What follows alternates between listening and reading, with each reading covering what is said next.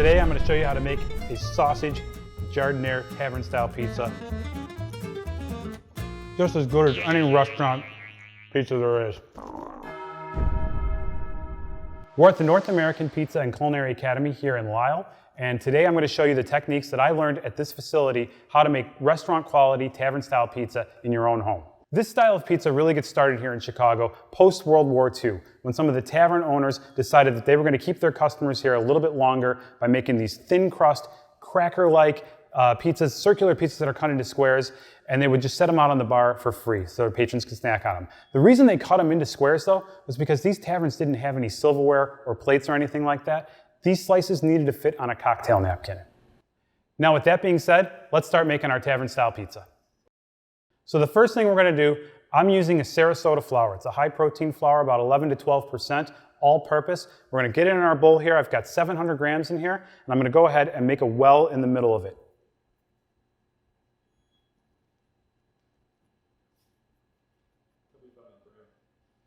We're going to take the majority of our water here, which the water is 400 grams. I always like to weigh out the water as opposed to measuring it. We're going to dump it right in the center.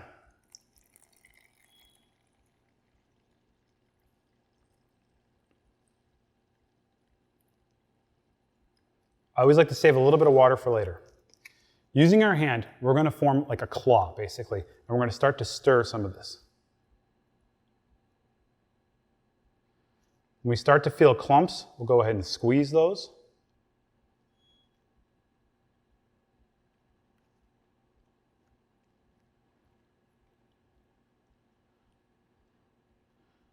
After a little bit, we should have something that is more like the consistency of a pancake batter. So you can see this is really starting to become like a pancake batter. I'm incorporating a little bit more of the flour into it, thickening it up just a little bit. And at this point, I'm going to start putting in a little bit of the sugar and the yeast. So let's go ahead and do that now. Yeast goes in first. We're using 7 grams of instant yeast.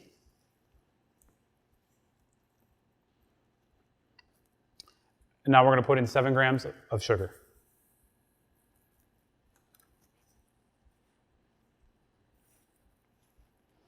Okay. We're starting to incorporate all of this flour. Remember, I saved a little bit of water for later. I'm going to dump some of that in right now.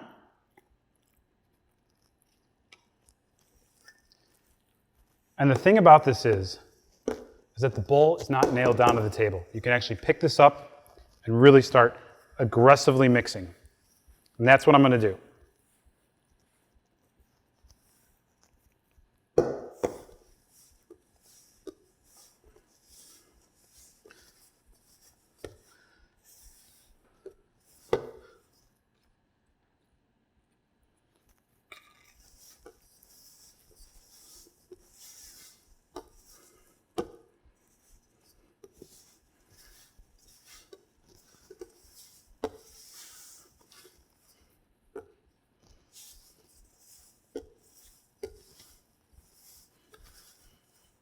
By now, we should have a dough that is really reminiscent of like a shag carpet. You can see this here. And we're going to continue to mix this.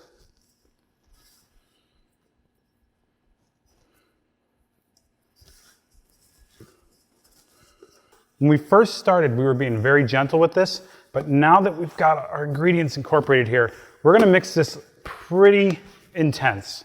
On a scale of 1 to 10, I'm probably at about an 8.5 right now. We're going to mix this dough for approximately 3 minutes or so, but really until we can just incorporate all these dry bits of flour into our dough.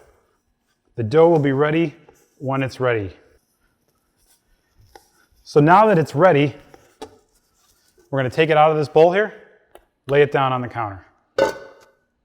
We're going to start to form a dough ball with this and build some of the gluten in here.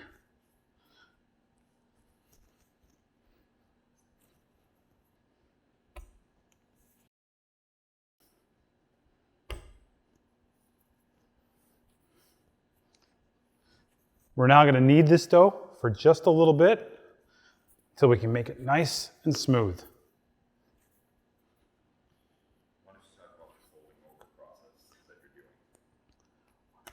What I'm doing here is I'm just going to grab the front of it, pull it over the back, and then push forward.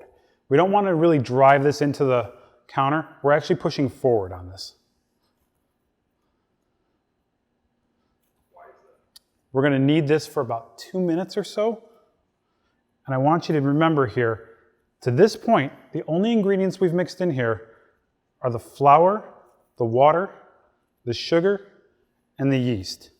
Your olive oil and salt aren't going to come into play until later. If you push it into the counter, you're going to start to hurt this dough. And we're really trying to gently bring this thing along.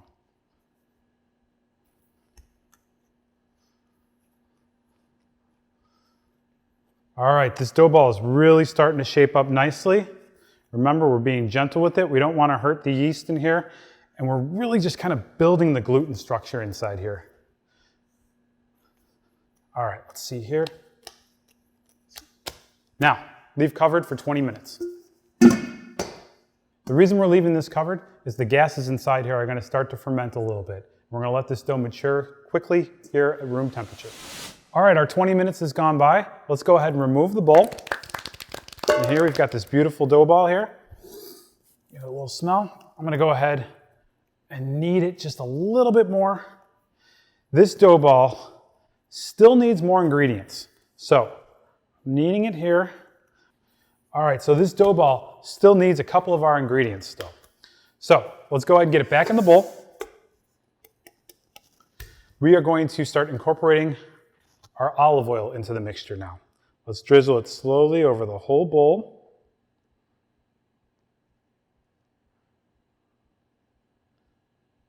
And again, fun part, let's get our hands in here and really start to incorporate this olive oil into our dough. When we're done with this, we should have a really smooth, supple-like looking dough. You can use vegetable oil or canola oil. I prefer to use olive oil. I just think it tastes better. It's a little bit healthier for you. And it's easy to work with.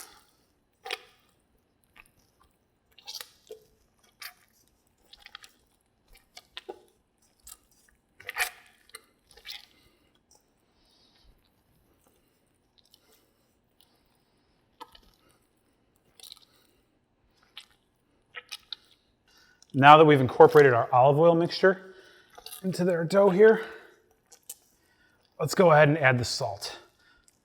I like to start out with the Sicilian sea salt first.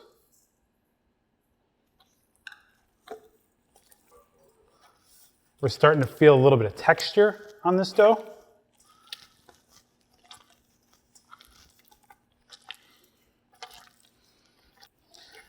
And now our kosher salt.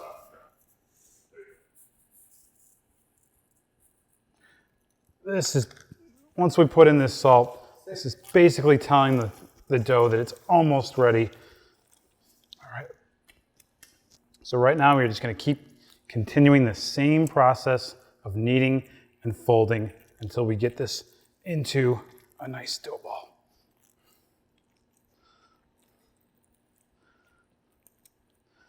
Push it out in front of your head, so it's not, so leave your head backwards. There you go. We're going to put a little bit of bench flour down. What's the purpose for that? We're going to knead this dough on this bench flour.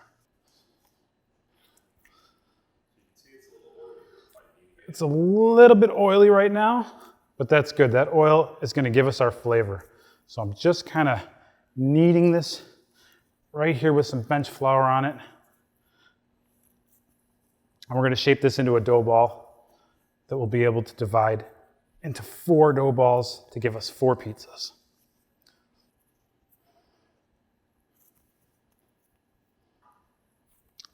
Really working this dough. The thing about tavern style dough is it's a real tough dough.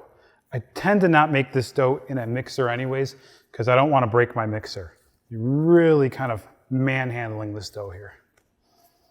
And we can see that it's really starting to form nicely now.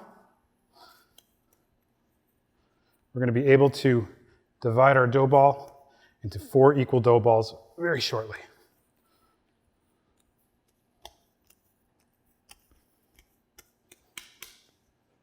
So we're going to go ahead and get our scale here. Look at this beautiful dough. Smells great. This should give us 4 dough balls. So let's go ahead and cut it right down the middle.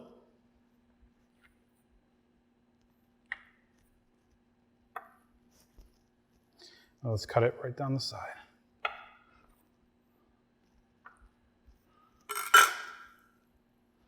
Let's go ahead and weigh it. We're at about 275 grams. That's a perfect size for a dough ball. I like to be anywhere between 250 and 300 grams. So then, let's take this one, we'll weigh them all. 279, 273, and 280. Looks like I've done this before. Let's move this out of the way. These dough balls are going to be the perfect size. But before we put them away, we're going to have to go ahead and roll these into dough balls. So the way I like to do it is take it, kind of put it into itself here, fold it over a little bit.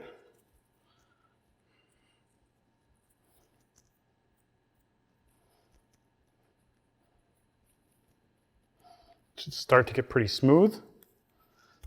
Set it down on the counter here. Now what I'm going to do is I'm going to go ahead and try to tuck the dough into itself as I roll it.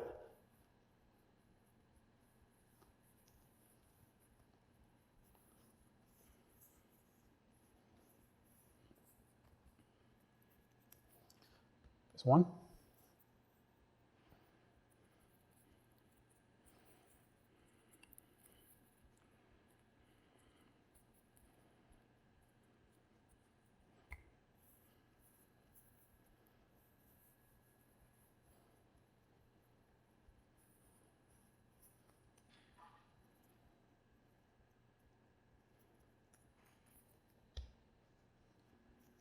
All that time is going to allow the yeast inside here to go ahead and consume the simple sugars, make it a more digestible product and a much more flavorful.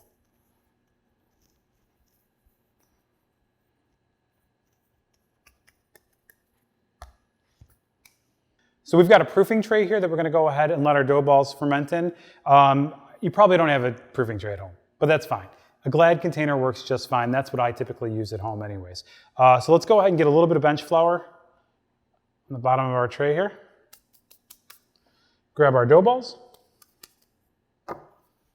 Space them out just a little bit.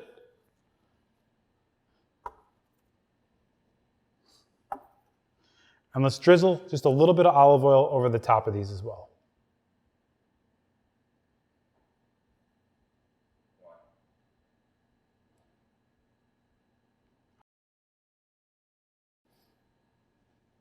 All right, so this is going to go into the fridge for about 3 days.